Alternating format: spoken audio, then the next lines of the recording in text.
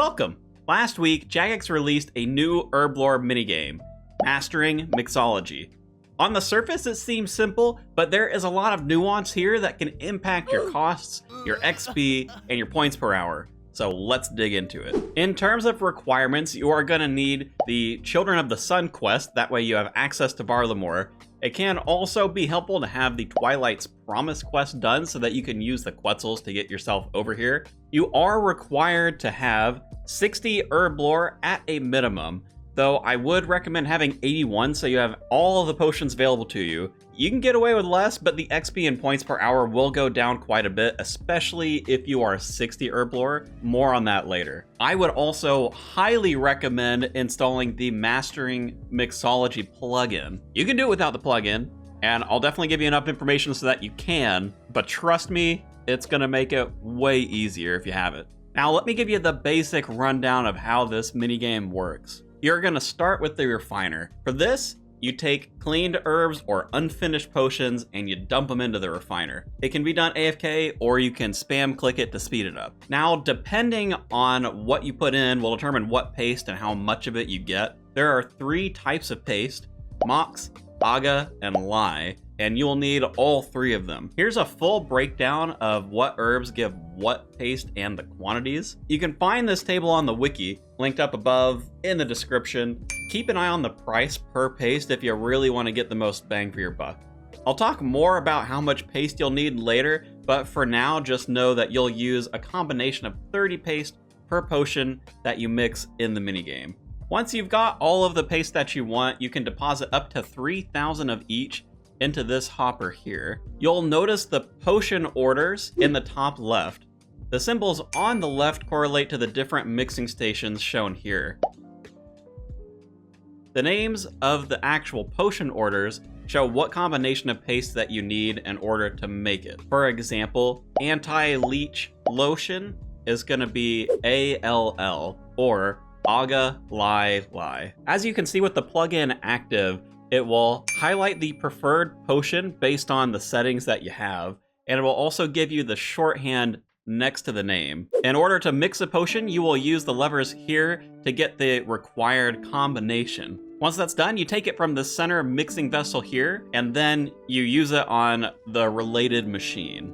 Once the potion is complete, you can put it on the conveyor belt in the back for XP and points. That is it for the basics, but there are a few additional mechanics you can use to boost your XP and points while you're in here. The first mechanic is digweed. Every time you hand in a potion, there's a chance that a digweed herb will spawn in one of the corners. When used on a potion, you will get double the XP and double the points from turning it in. You really should use the digweed on your best potion. For anyone who is 81 plus Herblore, that'll be the Mix-a-Lot potion, or MAL for short. Keep in mind that you can only hold 1 digweed at a time.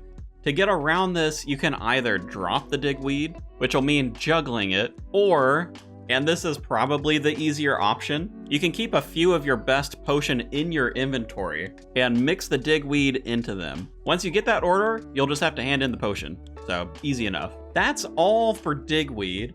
Now, each table has its own mechanic for getting more Herblore XP and speeding up the process. On the agitator, you're gonna be waiting for this little like fireworks thing, and then you click it again. On the retort, you're just gonna spam click it. Do be careful not to spam click too much if you're holding other potions in your inventory, because you will put it into the retort. And on the alembic, you're just waiting for 5 pumps, and then you click again. As you can probably tell, when you're using the plugin, it'll actually highlight when you need to click again, so for all of the tables, it just makes it a little bit easier. All right, now that you're a master of the different mechanics, let's talk overall strategies. The first one is gonna be smashing that subscribe button. Oh! I'm covering updates, leagues, plus I've got a bunch of other stuff planned, so make sure to subscribe so you can stay in the loop. All right, back to the strategies. There are 3 main strategies. I'm gonna explain how each of these work and then talk about the XP and points per hour of all 3. The first one is gonna be turning in a single potion. You simply make the best potion you can for yourself out of the 3, or the one that you need the most points of, and then turn it in. Repeat that and you're good to go. If you happen to get 2 of your best potion, I would recommend making them both and turning them in at the same time. The next strategy is going to be making all 3 potions. This means gathering each mix and then visiting the respective tables. You can do this in any order. Personally, I find it easiest to track going top to bottom, but if you want to get a little extra sweaty, then you can try and organize them by table for slightly faster XP and points. The last strategy is the full inventory of potions. This one's going to look really sweaty, but since the minigame requires so much focus regardless of the method, I didn't find this felt that much different from the other 2 methods. What you're going to do is make 3 of each potion, excluding 2 of the triple ingredient ones. You can make it a little easier to track by using the screen marker plugin like I've done here. Once you've got all of your potions made, then visit each table. You'll want to use the potion on the table, otherwise it'll go top to bottom. So this is where the method is a bit sweatier than the other 2. With this inventory setup, you just go down 1 column on each table. Make sure to pick up 1 of each of the side potions as well per table. Now that all of the potions are mixed, you get to rapid hand in the order. Do keep a little bit of space between hand ins. This will give you more opportunities for digweed to spawn. You'll be turning in orders until you fail 2 or 3 in a row, or when your inventory is looking about 75% empty or so. Then you just repeat this process. Refill the inventory with potions, use the tables, turn them in, and just keep at it. All right, now let's talk shop. How much XP and points per hour are you getting from each of these methods? Starting with the XP, the single potion and 3 potion hand-in actually ended up being really similar at 68,000 XP an hour versus 69,000. Nice.